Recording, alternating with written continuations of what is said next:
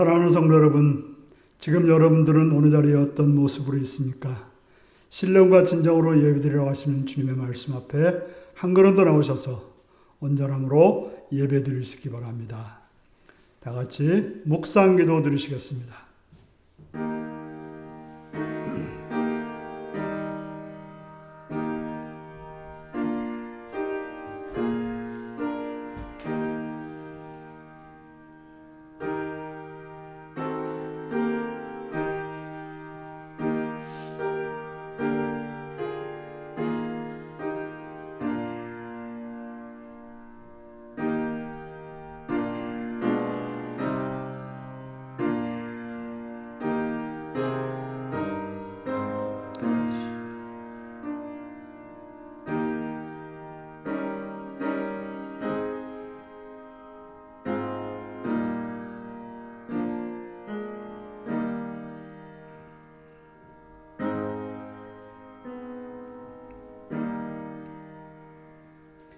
사도신경으로 우리의 신앙을 고백하시겠습니다. 나는 전능하신 아버지 하나님, 천지의 창조주를 믿습니다. 나는 그의 유일하신 아들, 우리 주 예수 그리스도를 믿습니다. 그는 성령으로 잉태되어 동정녀 마리아에게서 나시고 본디오 빌라도에게 고난을 받아 십자가에 못 박혀 죽으시고 장사된 지 사흘 만에 죽은 자 가운데서 다시 살아나시며 하늘에 오르시어 전능하신 아버지 하나님 우편에 앉아 계시다가 거기로부터 살아있는 자와 죽은 자를 심판하러 오십니다. 나는 성령을 믿으며 거룩한 공교회와 성도의 교제와 죄를 용서받는 것과 몸의 부활과 영생을 믿습니다. 아멘. 찬송가 26장을 부르시겠습니다.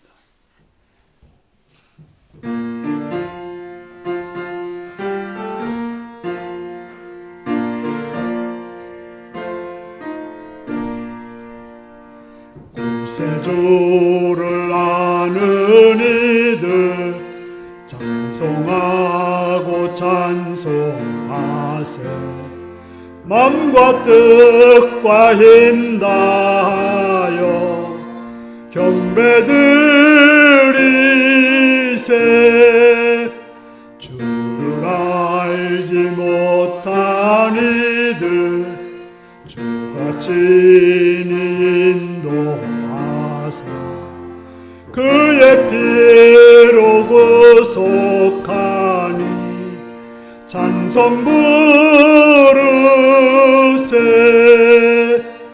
약한 사람 도움받아 시험 중에 참게 되니 모든 죄를 이길 힘은 믿음뿐이라. 진리 대신 우리 주는 영원토록 변함없네. 성도들아 주를 믿어 길이 섬기세.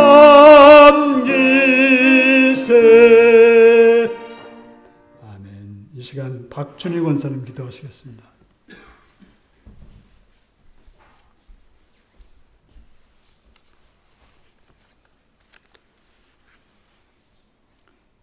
율리교회를 사랑하여 주신 하나님 아버지, 이 시간에도 저희들 주님 앞에 나와 예배드리게 됨을 감사합니다.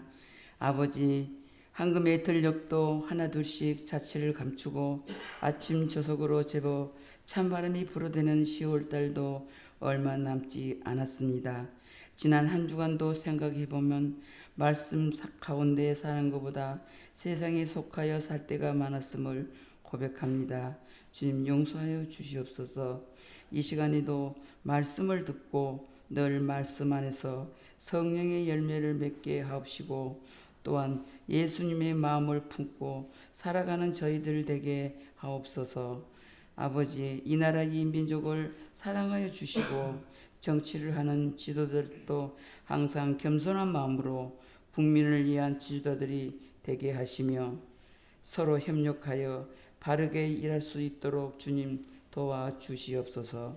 주님, 온 세계가 전쟁으로 확산되어 예복을 받고 있습니다. 이 모든 것들을 주님의 능력으로 멈추게 도와주시옵소서. 저 북녘 땅에도 그리스도의 사랑이 잘 전달되어서 우리와 함께 잘 소통이 될 수 있도록 주님 도와주세요. 또한 저 멀리서 복음을 전하신 선교사님들 가시는 곳마다 그 수고가 헛되지 않게 많은 영혼들이 하나님의 믿음으로 살아가게 하옵소서. 우리 교회도 각 기관들 모든 기관마다 하나님의 은혜로 부족함들을 다 채워주시고 늘 사랑과 감사가 넘치는 윤리교회가 되게 하옵소서. 이 시간도 말씀을 전해주신 우리 목사님 늘 충만한 은혜 가운데 말씀이 우리들 마음에 새롭게 변화되어서 낙심하지 않고 담대한 믿음으로 살아가게 도와주시옵소서. 예수 그리스도의 이름으로 감사하며 기도드립니다.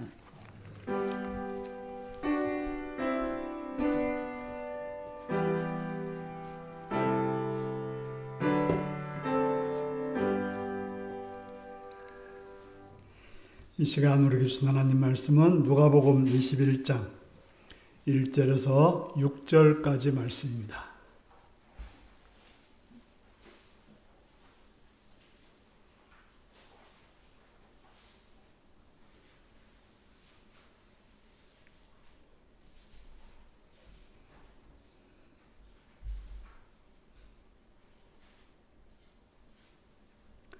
누가복음 21장 1절에서 6절입니다. 교독하시겠습니다. 예수께서 눈을 들어 부자들이 헌금함에 헌금 넣는 걸 보시고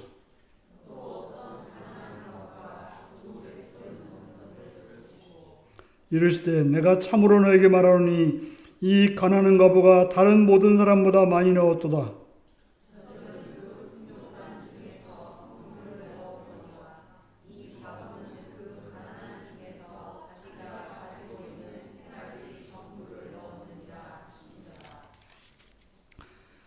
어떤 사람들이 성전을 가리켜 그 아름다운 돌과 헌물로 꾸민 것을 말하며 예수께서 이르시되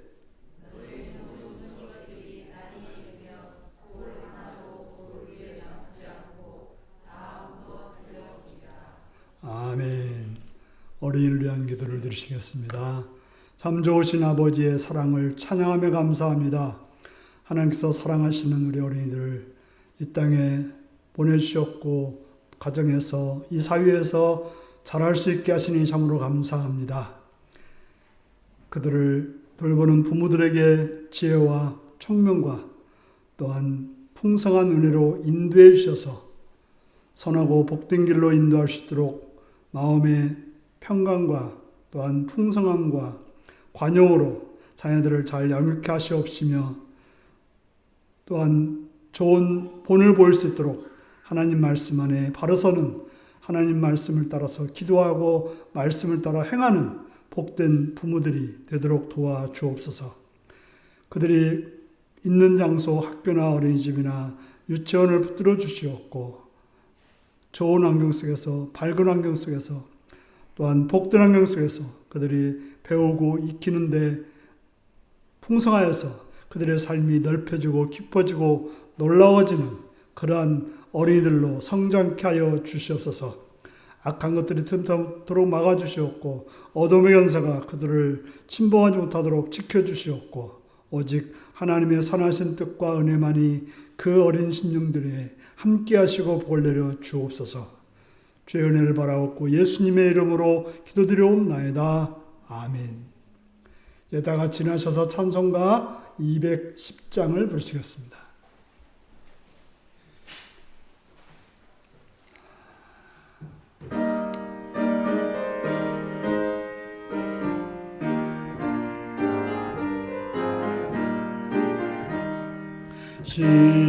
시온성과 같은 교회 그의 영광 한없다.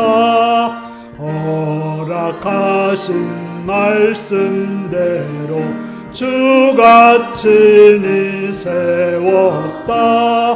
반석 위에 세운 교회 흔들 자가 누구랴. 모든 원수 애워싸도 아무 근심 없도다. 생명샘이 솟아나와 모든 성도 마시니 언제든지 흘러넘쳐 부족함이 없도다. 이런 물이 흘러가니 목마를 자 누구랴. 주의 은혜 풍족하여 넘치고도 넘친다.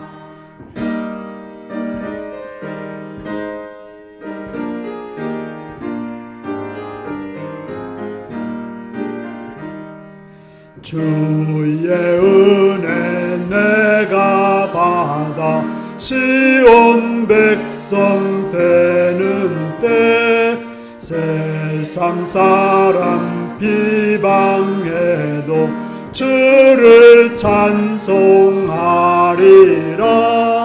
세상 헛된 모든 영광 아침 안개 같으나 주의 자녀 받을 복은 영원 무궁하도다.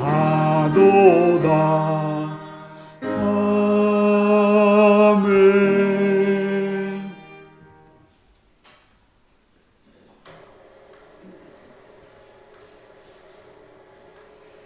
사랑하고 축복합니다.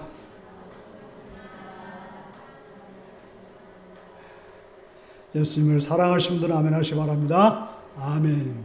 이 시간 말씀을 듣고 은혜 받기 원하시고 아멘 하시기 바랍니다. 아멘.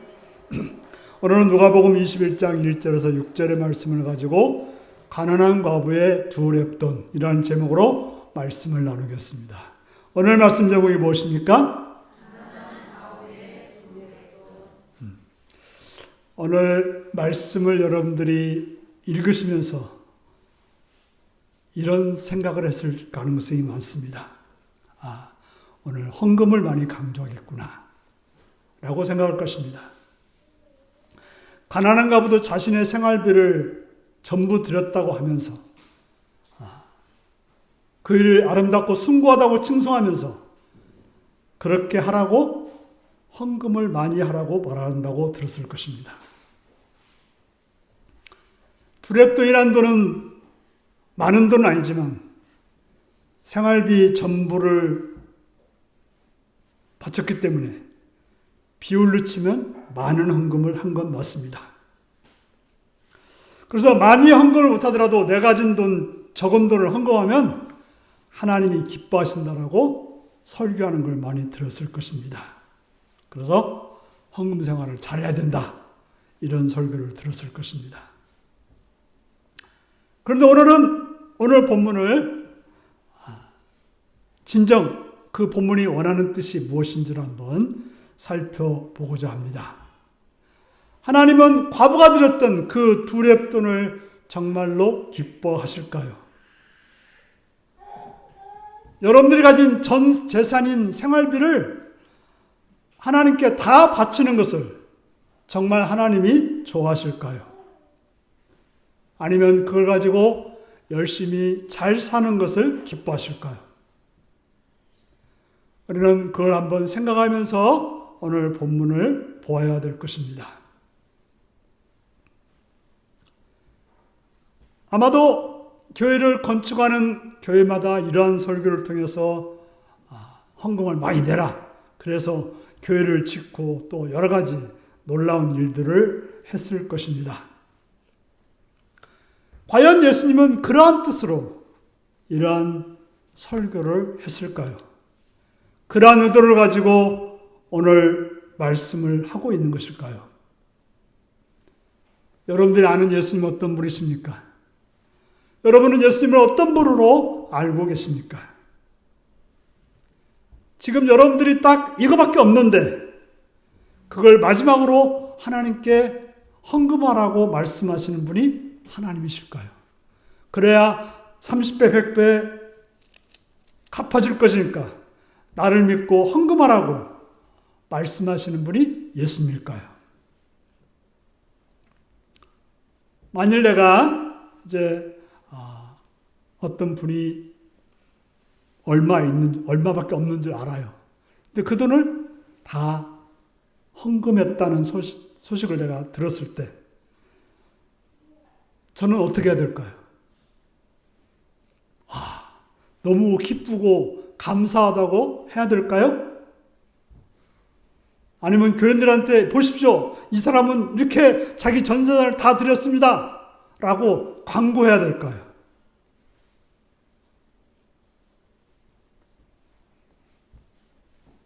정상적인 목사라면 그분을 찾아가야 될 것입니다.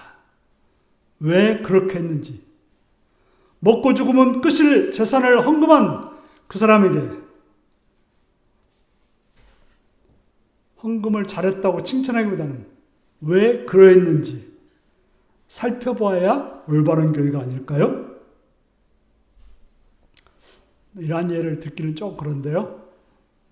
아시는 분도 아시겠지만 제가 첫 부임해서 이제 그 당시에 사례비로 한 50만 원인가요? 60만 원을 받았습니다.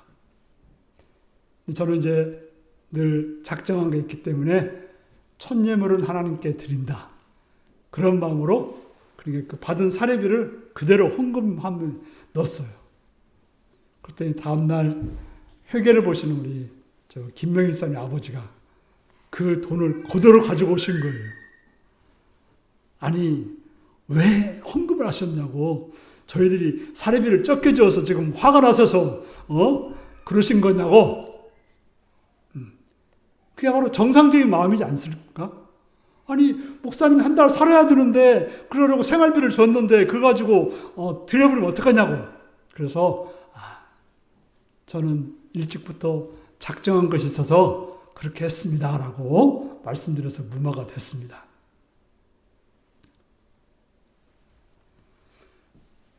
바로 오늘 본문에 나오는 그 가난한 과부의 두렙돈을 드린 그 여인을 향한 예수님의 마음은 무엇일까요? 마지막 남은 그 돈을 가지고 헌금하고 죽어버리라고 하는 게 예수님일까요? 그 남은 돈으로 잘 버텨보고 내가 뭘 도와야 되는지, 뭐가 필요한지, 어떻게 해야 살아갈 수 있는지 도와주어야 맞는 것일까요? 오늘 본문의 배경은 이렇습니다. 예수님께서 눈을 들어 부자들이 헌금함에 헌금 넣는 걸 보셨다라고 말하고 있습니다. 예수님은 왜 보셨을까요? 그 모습이 너무나 아름다운 광경이고 좋은 광경이라고 감동해서 기뻐서 보셨을까요? 아니면 저건 아닌데 하는 안타까운 마음으로 보셨을까요? 이 당시에 왜 헌금함이 있었을까요? 그리고 왜 부자들은 그 헌금함에 헌금을 넣고 있었을까요? 이것은 정상적인 것은 아닙니다. 우리 교회도 헌금함이 있어서 주일이면 여러분들이 헌금함에 헌금을 넣습니다. 하지만 당시 성전 시대에는 헌금함의 의미가 없었습니다. 왜냐하면 백성들이 뭘 가지고 왔어요? 헌금을 가지고 온 게 아니라 재물을 가지고 왔어요. 그래서 키운 양이나 염소나 비둘기를 가지고 와서 드렸던 거예요. 그래서 어떤 부위는 제사장이 먹고 어떤 부위는 태워드리고 어떤 부위는 또 그 제사 드리는 사람들이 먹고 하는 식으로 우리가 내위기에 보면 그런 이야기가 자세히 나와 있습니다. 그리고 혹시 성전이 너무 먼 사람들은 그 양을 끌고 며칠을 올 수가 없지 않습니까? 그래서 어떻게 해요? 돈을 가지고 와서 성전 근방에서 양을 사가지고 그걸로 드렸던 것입니다. 또 아니면 성전세를 내기 위해서 성전에서 돈을 바꿨죠. 바로 예수님께서 성전 앞에서 소 팔고 양 팔고 그 돈을 바꾸는 자들을 엎으셨지 않습니까? 물론 그 이유야 그들이 폭리를 취하고 나쁜 짓을 했기 때문에 그런 것이고요.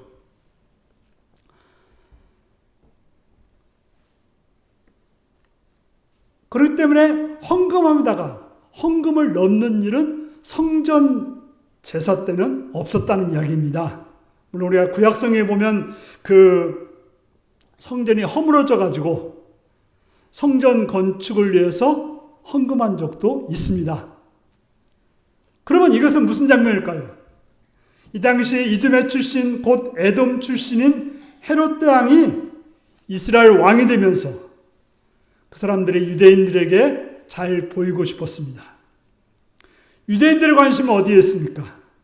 바로 성전에 관심이 있었어요. 그런데 성전은 어떻게 됐습니까? 굉장히 낡았습니다. 지금 그 성전이 몇 년쯤 됐을까요? 자, 첫 번째 성전은 누가 지었어요? 솔로몬이 지었지 않습니까? 그런데 솔로몬이 짓고 한 500년 지나서 바벨론에 의해서 완전히 도리에 돈 하나도 안 남지 다 부서졌어요. 그래가지고 이제 바벨론에서 포로로 70년을 돌아와서 어떻게 돼요? 스룹바벨을 중심으로 다시 성전을 지었어요. 근데 그러고 나서 또 예수님 시대쯤 되면 또 500년이 또 지난 거예요. 자, 아무리 잘 지은 성전이라도 500년쯤 지나면 어떻게 돼요? 모든 것이 낡아지는 거죠. 그래서 헤롯 왕이 그 이스라엘 사람들에게 잘 보이기 위해서 내가 성전을 짓겠다 하고는 성전을 지어줄 테니까 헌금을 내라고 한 거예요. 그래서 역사적으로 보면 이 성전을 짓는데 85년 동안 걸렸다고 그래요. 왜냐하면 돈이 없었기 때문에 헌금 거두는 만큼 아마 지었던 것 같아요. 잘 모르지만 지금 스페인의 무슨 교회? 또 지금 몇백 년 걸쳐 진다고 하잖아요. 아주 크게 짓다 보니까, 크게 짓다 보니까 어떻게 돼요? 기술도 지금처럼 높은 크레인이 있는 것도 아니고, 또 돈도 없었기 때문에 계속해서 사람들이 헌금을 하면 성전을 지었던 것입니다. 그래서 그 헤롯 왕이 너희들 성전이니까 너희들이 돈을 내서 성전을 짜고서 유대인들을 쥐어짜서 성전을 지었던 것입니다. 바로 예수님이 그 성전을 보고 있을 당시는 주 33년경으로 3분의 2 정도 지어졌을 당시라고 합니다. 그래서 성전을 지어야 되니까 너도 나도 헌금을 하였습니다. 그래서 당시의 성전 뜰에는 나팔 모양의 헌금함이 13개가 놓여져 있다고 합니다. 그래서 나팔 모양의 헌금궤에 동전을 넣으면 그 돈이 떨어지는 소리가 쨍그랑쨍그랑하고 소리가 났다는 거예요. 지금은 지폐들이 있지만 그 당시에는 뭐만 있어요? 동전만 있는 거예요. 그래서 이제 돈을 많이 넣으면 어떨까요? 오랫동안 떨어지는 거예요. 소리가 계속 쨍그랑쨍그랑 하면서 성전을 울리면 사람들이 저 사람 되게 많이 넣네 하고는 다 알려지는 그런 상황이었다고 하는 것입니다. 바로 부자들은 그래서 어떻게 해요? 자기가 얼마나 경건한지 보여주기 위해서 그 돈을 그렇게 냈던 거예요. 그래서 예수님은 누굴 보고 있었어요? 부자들이 그렇게 헌금을 내는 것을 보고 있었다는 거예요. 그 소리가 막 짤랑짤랑 하면서 계속 떨어지는 소리에 자기가 얼마나 경건한 모습을 보이고 있는 그러한 그 부자들을 보았던 거죠.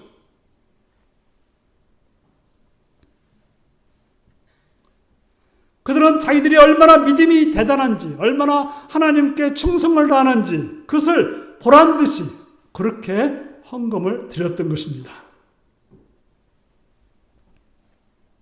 바로 그 소리가 얼마나 요란했던지 온 사람들이 다 살펴볼 정도로, 다 눈을 주목하고 볼 정도였다고 하는 것입니다. 바로 예수님은 그러한 그들을 보셨던 것입니다. 그런데 2절에 보니까 가난한 과부가 2 렙돈을 넣는 것을 예수님이 보셨던 것입니다. 2 렙돈은 얼마일까요? 당시 로마의 화폐 중에서는 가장 작은 단위의 화폐였습니다. 우리는 가장 작은 단위가 뭐예요? 1원짜리지 않습니까? 바로 이 동전은 1.7g 정도의 구리 동전이었어요. 우리가 이제 한 렙돈은 한 드라크마의 128분의 1이라고 합니다. 보통 한 드라크마가 하루 1당으로 쳤기 때문에 지금으로 말하면 많이 받는 분들 있지만 10만 원으로 친다면 대략 해서 한 1,000원 정도 되는 돈입니다. 그러니까 2 렙돈이니까 얼마요? 2,000원인 거죠. 2,000원 정도 헌금한 거예요. 여러분 이런 걸 말한 게 아니라 건축 헌금으로 2,000원을 한 거예요. 생각해 보시면 돼요. 어떤 사람은 좀 가난한 사람은 10만 원도 했을 거고 어떤 사람은 100만 원, 1,000만 원, 1억도 했겠죠. 그런데 이 과부는 2,000원 정도 헌금을 한 것입니다. 그래서 이 여인이 이 가난한 과부가 동전을 넣었을 때는 2개가 떨어지면 어떻게 해요? 소리도 짧았을 뿐 아니라 보통 이제 그 비싼 드라크마 같은 것은 좀 무겁겠죠. 또 세겔이라든지 이런 건 더 무겁겠죠. 그런 소리는 이제 육중하게 떨어지는 소리가 나는데 이 과부가 넣은 돈은 소리가 났는지 안 났는지도 모르는. 그래서 누구도 그 여인이 뭘 넣었는지 안 넣었는지도 모르는. 그래서 조용히 넣고 지나갔는데 예수님은 그것을 보셨다는 것입니다. 예수님은 그 여인이 그걸 넣는 걸 보시고 뭐라고 말합니까? 3절을 보시겠습니다. 시작. 이르시되 내가 참으로 너에게 말하노니 이 가난한 과부가 다른 모든 사람보다 많이 넣었도다. 예수님께서 참으로 너에게 말하노니라고 말합니다. 여러분들 성경을 읽다가 진실로 하면 어떻게 해야 돼요? 자세히 봐야 돼요. 자세히. 진실로나 참으로나 같은 말이에요. 그렇죠? 그러니까 참으로 말하는 것은 뭐예요? 이 말씀을 좀 집중해서 신경 써서 깊이 보라고 하는 말인 것입니다. 그런데 예수님은 이 과부의 행동을 보시고 뭐라고 그래요? 참으로 하시면서 말씀하고 계셨던 것입니다. 이 말씀은 예수님께서 가슴 절절하게 하시는 말씀이었습니다. 뭐라고 말씀하십니까? 이 가난한 과부가 다른 모든 사람보다 많이 넣었도다. 여러분, 이것은 굉장히 중요한 이야기인데 이 말씀은 칭찬일까요? 너무나 기특해서 하는 말일까요? 너무나 보기 좋아서 하는 말일까요? 아니면 안타까워서 하시는 말씀일까요? 자, 가난한 과부가 모든 사람보다 많이 헌금하면 될까요? 안 될까요? 그게 공평한 것입니까? 안 되는 것입니다. 가난한 과부라고 하는 것은 이 당시에 가장 소외받고 가장 살기 어려운 사람입니다. 지금은 과부라고 해서 가난할 일은 없습니다. 예전에는 과부면 무조건 가난해야 돼요. 왜요? 당신은 남자만 일할 수 있었고 남자만 일자리가 있었기 때문에 여자는 일할 수 없는 거예요. 그러니까 어떻게 해요? 가난할 수밖에 없어요. 그래서 성경은 고아와 가난한 과부를 돌보라고 계속해서 말씀하는 거예요. 왜냐하면 누구도 도와주지 않으면 살 수 없는 자가 과부였기 때문에 그렇습니다. 그래서 이 가난한 과부가 모든 사람보다도 부자들보다도 많이 넣었다는 말은 결코 좋은 일이 아니라고 하는 것입니다. 이건 칭찬한 일이 아니고 가슴 아픈 일인 것입니다. 내가 참으로 너에게 말하노니 어떻게 이럴 수 있느냐? 어떻게 가난한 과부가 이렇게 드릴 수 있느냐? 어떻게 가장 많이 넣을 수 있단 말인가? 예수님은 견딜 수 없는 슬픔과 분을 가지고 말씀하고 있는 것입니다. 왜 슬픕니까? 4절을 같이 읽겠습니다. 시작. 저들은 그 풍족한 중에 헌금을 넣었거니와 이 과부는 그 가난한 중에서 자기가 가지고 있는 생활비 전부를 넣었느니라 하시니라.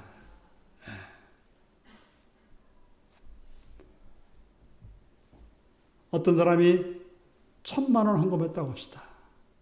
그러면 2,000원과 1,000만 원이면 한 몇 배쯤 되죠?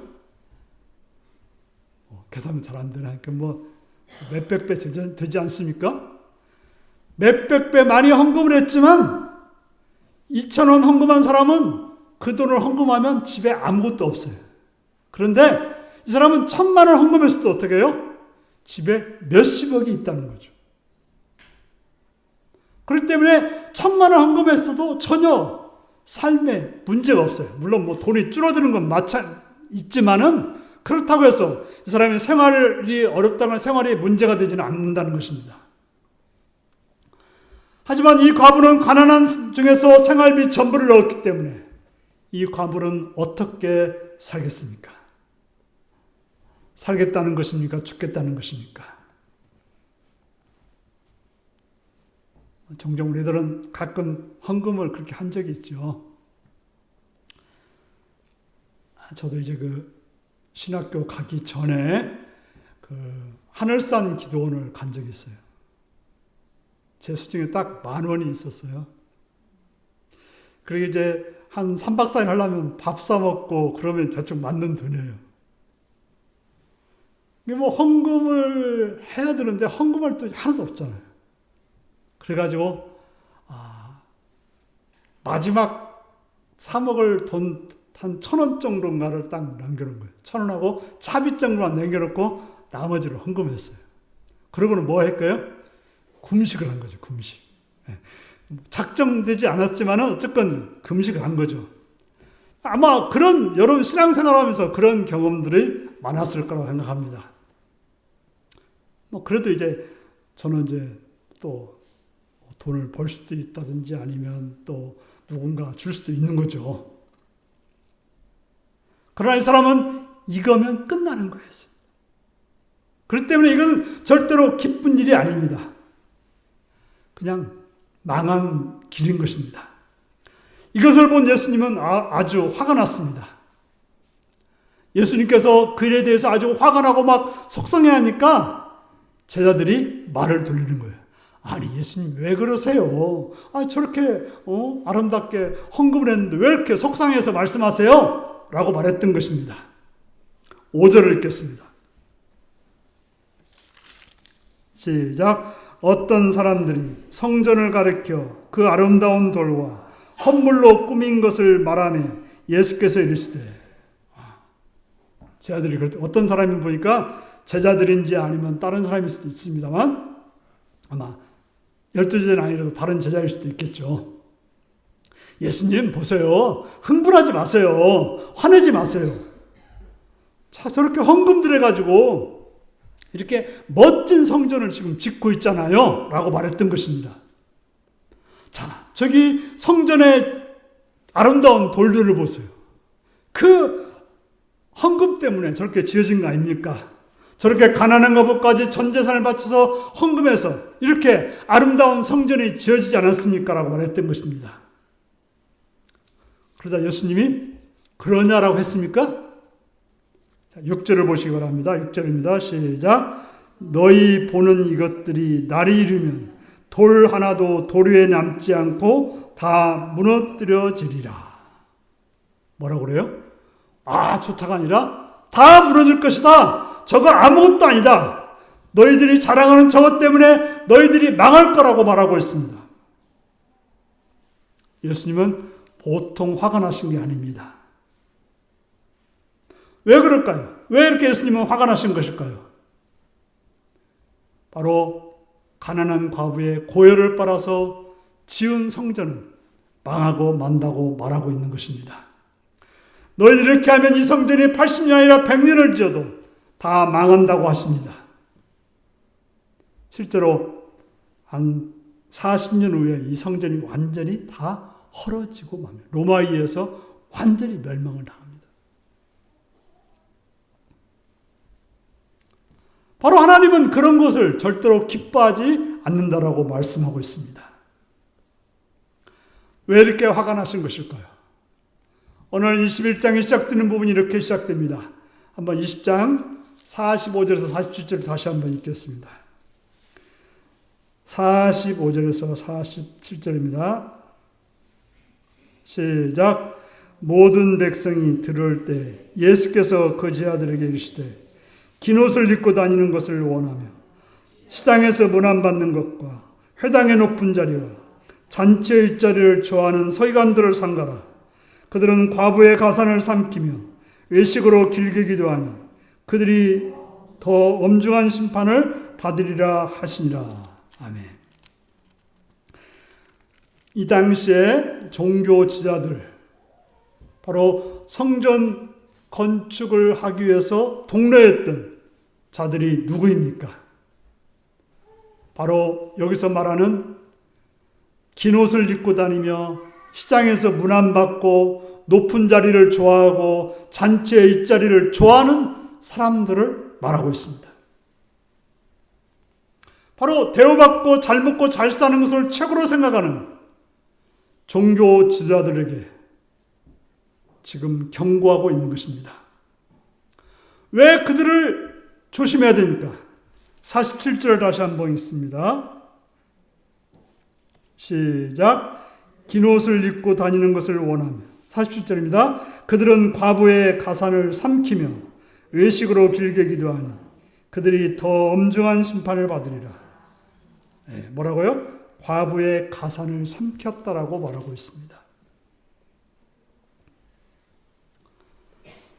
당시 과부는 어떤 존재예요? 누군가 도움이 필요한 존재. 그런데 어떻게 해요? 그의 얼마 되지 않는 재산을 삼킨 자들이 바로 그들이었다라고 말하고 있습니다. 당시 과부들에게 그랬다는 거예요. 이제 의지할 것도 없으니까 그 재산 다 정리해서 하나님께 드리고 성전에 와서 살라고 했던 것입니다. 그러면 우리가 돌봐줄 테니까 성전에서 봉사하며 살라고 했던 것입니다. 그렇게 해서 과부의 재산을 다 먹어버리고 그 여인들을 성전에서 부려먹었던 거예요. 그러니까 그게 성전 건축에만 쓴 게 아니라 그걸 갖다가 자기들이 먹어버린 거죠. 누가복음 2장에 보면 예수님을 기다렸던 안나라고 하는 여인의 이야기가 나옵니다. 그는 과부로서 평생 성전에 살았다고 나옵니다. 왜 과부가 성전에서 평생 살았던가요? 그가 무슨 내인도 아니었을 텐데 성전에 살았다고 말하고 있습니다. 바로 이런 경우라는 거예요. 서기관들이 과부의 가산을 삼키고 성전에서 봉사하며 평생을 살다가 죽으라고 했던 것입니다. 이런 서기관을 보면서 예수님은 너가 너무 화가 나신 것이고 그 뒤에 과부의 두렵던 헌금한 이야기가 나오는 것입니다. 바로 그들에 대해서 속상했던 예수님은 바로 두렙돈을 넣는 그 여인을 보시면서 오늘 말씀을 하고 있는 것입니다. 바로 과부의 두렙돈은 뭐와 같은가 하면 서기관들이 과부의 가산을 삼켜버리는 그런 장면으로 보셨던 것입니다. 바로 서기관들이 그 가난한 과부를 설득해서 그의 나머지 1,000원짜리 2장까지도 바치게 만들었다고 하는 것입니다. 그까지 삼키려고 했던 가정스러운 서기관들의 행동을 보고 계신 것입니다. 그 광경을 참을 수 없어서 너무 화가 나서 저렇게 지은 성전이 무너질 거라고 독서를 퍼붓고 계신 것입니다. 과부가 마지막 남은 2,000원을 헌금하고 인생을 포기하고 살라고 한다면 이런 성전은 망해야 된다라고, 이런 성전은 존재할 이유가 없다라고 말하고 있는 것입니다. 그렇다면 참된 경건은 무엇일까요? 어떻게 하는 것이 맞을까요? 당시 서기관과 바리새인과 장로와 율법학자들은 자신들이 경건한 자라고 내세우는 그런 자들이었습니다. 자, 참된 경건이 뭘까요? 야고보서는 이렇게 말하고 있습니다. 야고보서 1장 27절 읽겠습니다. 야고보서 1장 27절. 야고보서 1장 27절.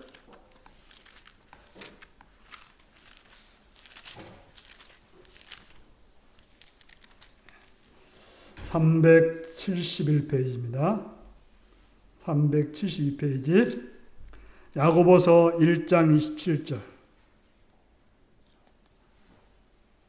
같이 읽습니다. 시작. 하나님 아버지 앞에서 정결하고 더러움이 없는 경건은 곧 고아와 과부를 그 환난 중에 돌보고 또 자기를 지켜 세속에 물들지 아니하는 그것이니라. 아멘. 예. 이것을 경건이라고 말하고 있는 거예요. 당시 사람들은 서기관들처럼 깃옷을 입고 인사받고 대우받고 이런 사람들을 경건한 사람이라고 하면서 그 사람들은 뒤로는 가난한 과부의 가산을 삼키는 그런 행동을 하면서 자기들은 경건하다고 했던 것입니다.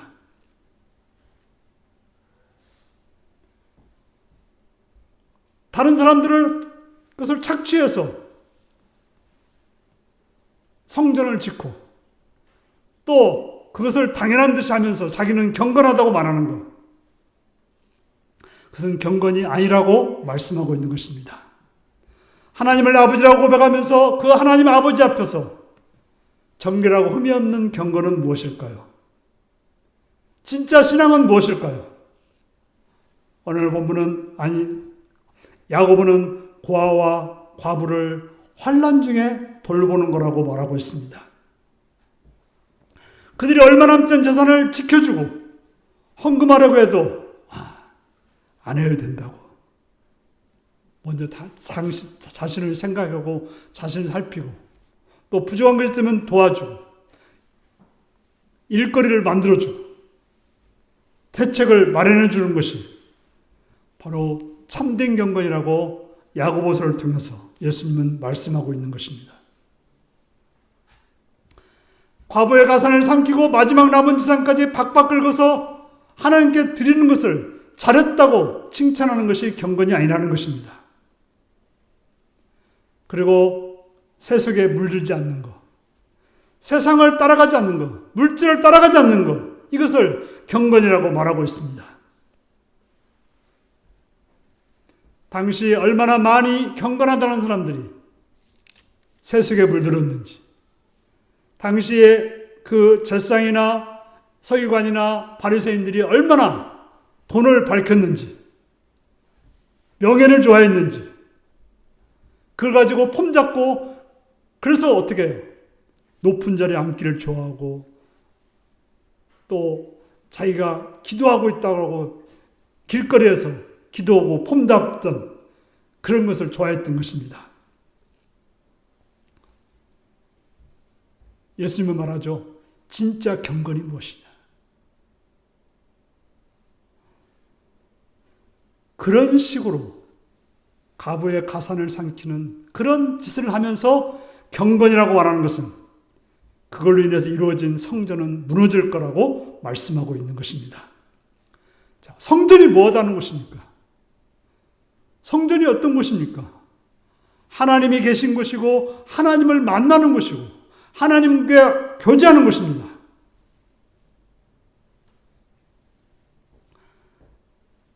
그런데 그저 두렙돈마저 다 털어서 지어진 성전이라고 한다면 어떻게 거기서 하나님이 계실 수 있냐는 거죠. 어떻게 거기서 하나님이 우리를 만나실 수 있느냐라고 말씀하고 있는 것입니다.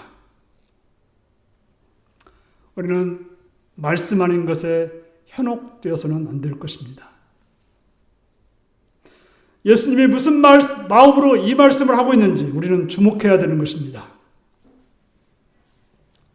그저 두렵돈을 들인 여인이 얼마나 잘했느냐고 칭찬하면서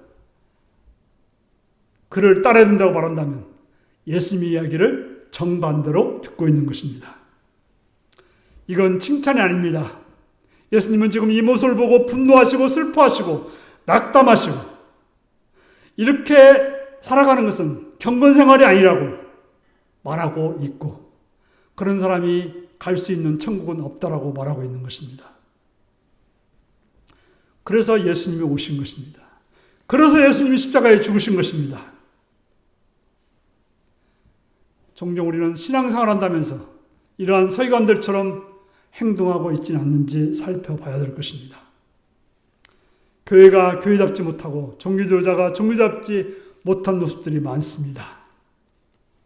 그러다 보니까 그저 회중들도 성도들도 무엇이 뭔지 모르고 따라가는 경우가 많습니다. 바로 예수님은 우리에게 진짜 하나님을 만나는 길이 무엇인지를 알려주기 위해서 십자가에 죽으시고 삶을 보여주었던 것입니다. 사랑하는 성도 여러분, 지금 우리는 이 말씀을 어떻게 받아야 합니까? 하나님께 물어야 되는 것입니다. 제가 경건 생활을 위해 돌봐야 될 과와 과부는 누구입니까? 제가 어떻게 그들을 도와주어서, 그들을 보여주어서, 그들로 하여금 하나님 앞에 갈 수 있는지 우리는 살펴야 되는 것입니다. 어떻게 그들을 말씀으로 위로할 수 있고, 어떻게 그들을 실질적으로 도울 수 있고, 어떻게 그들에게 예수 그리스도의 마음을 보여줄 수 있는지 물어야 되는 것입니다. 그러면서 내가 섬기는 교회가 바로 서기 위해서 내가 바로 서야 되는 것입니다. 당시 서기관들은 하나님 주신 재물로 자기 배만 채웠습니다. 그렇게 살라고 돈이고 물질이고 지혜를 주셨을까요?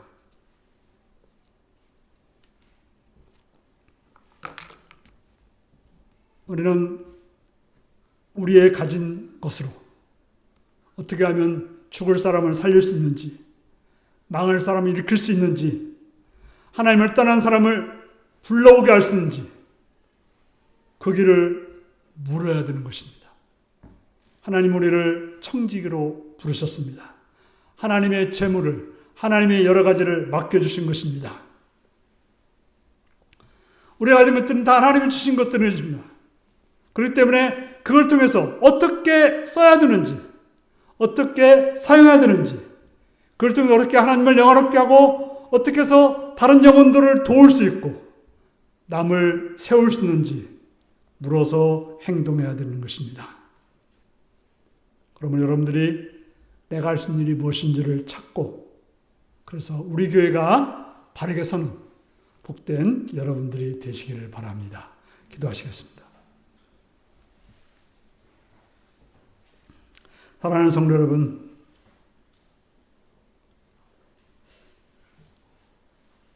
오늘 주신 말씀들을 잘 기억하면서 나는 어떤 경건을 가지고 있는지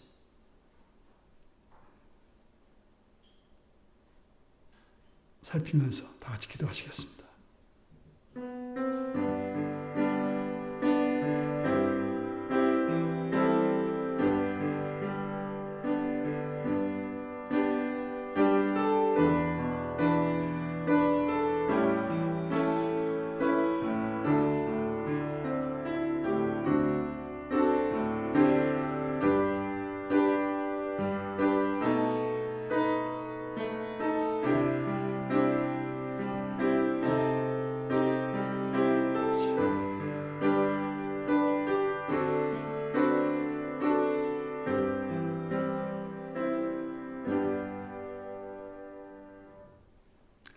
자비로우신 아버지의 사랑을 찬양하며 감사합니다. 진정 하나님의 뜻이 어디 있는지, 예수님의 마음이 어디 있는지, 뭘 어떻게 하라고 하는지 살펴서 바르게 행하는 경건한 성도들이 되게 하여 주시옵소서. 예수님의 이름으로 기도합나이다. 아멘. 찬송가 211장을 부르시겠습니다.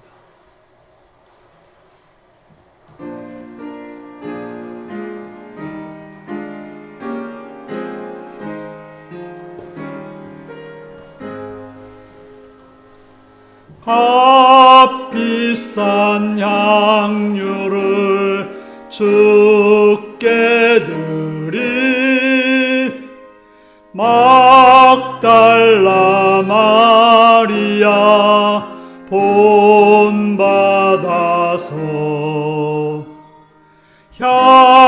향기로운 산재물 주님께 바치리 사랑의 주 내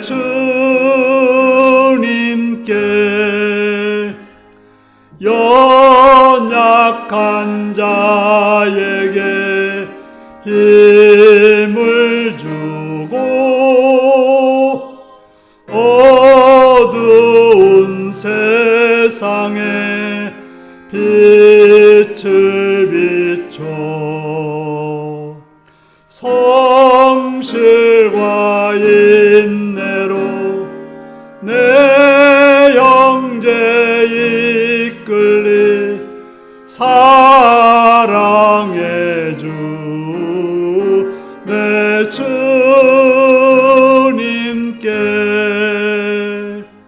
두려운 마음에 소망 주고 슬픔에 쌓인 자 위로하며 길 잃은 자들을 친절히 이끌리 사랑의 주 내 주님께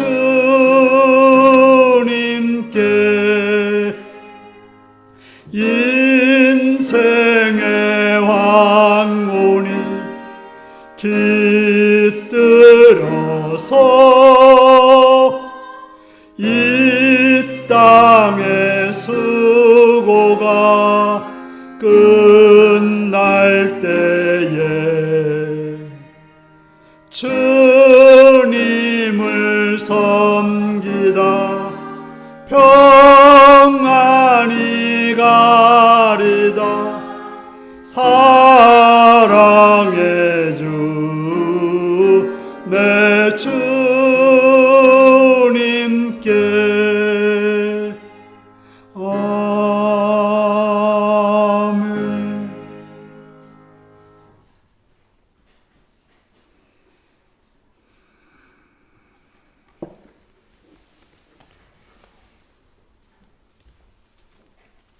십일정금 김재학 김삼래 권사님 감사한금 주님 감사합니다.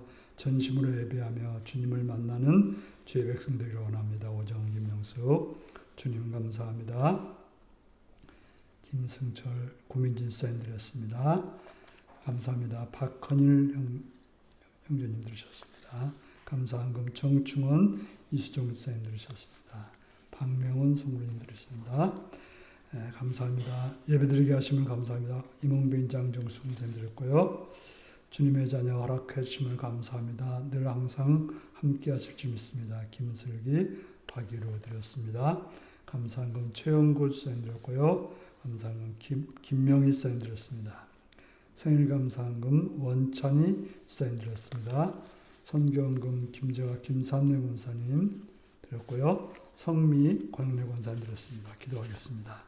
참 좋으신 아버지의 사랑을 찬양하며 감사합니다. 시간도 사랑해 주셔서 주 앞에 나와 엎드려 예배드리며 또 이 시간 물질들여 헌신하게 하시니 감사합니다. 주님, 그들의 헌신을 받으시오며 그들의 헌신이 정말 주님의 나라를 확장하고 아름답게 쓰여지는 물질이 되게 하시옵시며 11조를 드렸사오니 하나님이 주인 되심을 믿고 드렸사오니 그들의 삶이 하늘의 풍성함으로 충만해지는 복된 삶이 되게 하여 주옵소서. 또 여러 가지 감사의 제목을 가지고 감사하는 성글들이 있사오니 그들의 소원들을 그들의 간구들을 응답해 주셔서 더 많은 감사로 그들의 삶이 풍성해지게 하시옵시며 또한 성경을 들어서 하는 나라 확장에서 물질을 드렸사오니 그들의 삶도 넓혀지고 깊어지고 놀라워지는 은혜가 있게 하여 주옵시며 주일을 드는 성글이 있사오니 기억하셔서 주 앞에 나와서 드렸사오니 하나님 하늘의 복으로 은혜로 충만케 채워 주옵소서. 예수님의 이름으로 기도하옵나이다. 아멘. 다 같이 일어나셔서 635장으로 찬송을 들으시겠습니다.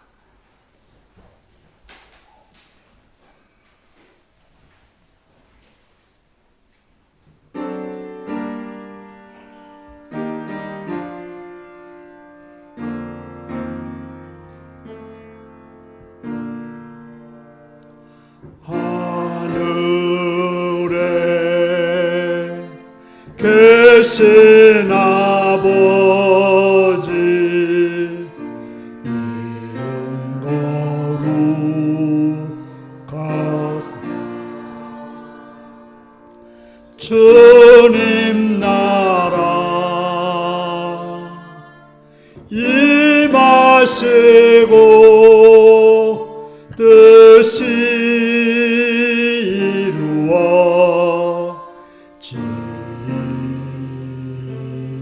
이루어지이다. 일용할 양식 주시고 우리들의 큰 죄 다 용서하옵시고 또 시험에 들게 마시고 악에서 구원하소서.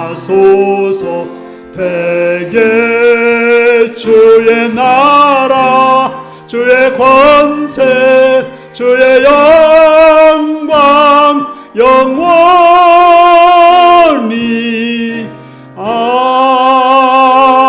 아멘. 사랑하는 성도 여러분, 여러분들이 드려지는 삶이 여러분들이 가진 물질이 참된 경건한 자로 주 앞에 보일 수 있는 그러한 삶이 되시길 바랍니다. 지금은 주 예수 그리스도의 은혜와 하나님 아버지의 극진하신 사랑과 성령의 감동하시고 감화하시고 함께하시고 충만한 역사가 물질의 청직으로서 바르게 들여서 바르게 사용하여서 참된 경건을 저로 살기를 따르는 성도들과 그 가정과 일터 위에 지금부터 영원토록 함께하옵기를 축원하옵나이다. 아멘.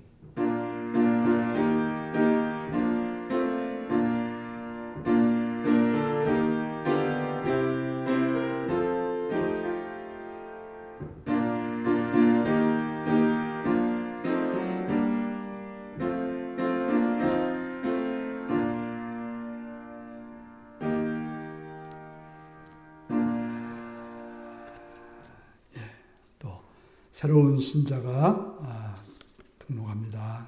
우리 박이루라는 멋진 남자입니다. 우리 김슬기 자매께서 이제 짝으로 데려온 겁니다. 그래서 우리 축하하는 시간 갖겠습니다. 아주 먼 날 이렇게 복도로 좀 나오시면 얼굴도 좀 보여줬으면 좋겠습니다. 복도로. 중간으로 얼굴 가리지 마시고 아주 먼 날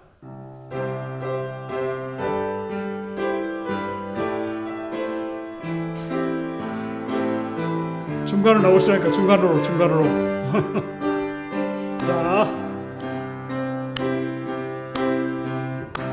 아주 먼 날 하늘에서는 좀 띄워주세요. 을 향한 계획이 있었죠.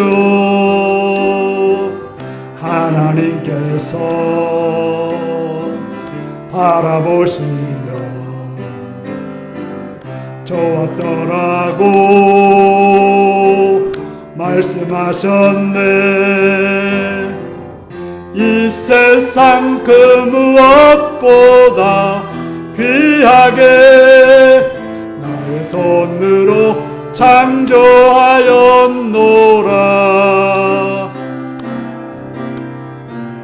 내가 너로 인하여 기뻐하노라. 내가 너를 사랑하노라.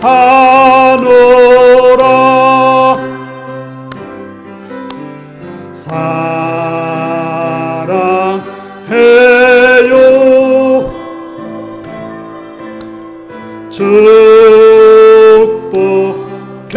축복해요. 당신의 마음에 우리의 사랑을 드려 사랑해요.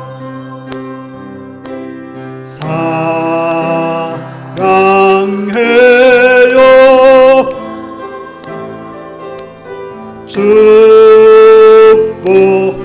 축복해요. 당신의 마음에 우리의 사랑을 드려요.